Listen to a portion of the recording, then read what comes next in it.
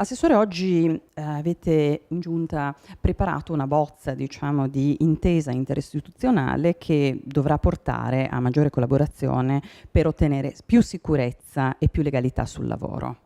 Abbiamo iniziato un percorso su sollecitazione del mondo sindacale alla luce degli avvenimenti tristi che si sono susseguiti nei primi mesi dell'anno,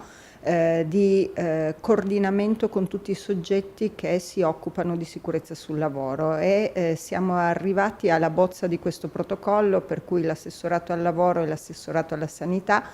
in collaborazione con tutto il mondo sindacale, l'Associazione Nazionale Mutilati Invalidi del Lavoro e con la forte collaborazione degli enti nazionali, INAIL, l'INPS e ispettorati territoriali del lavoro,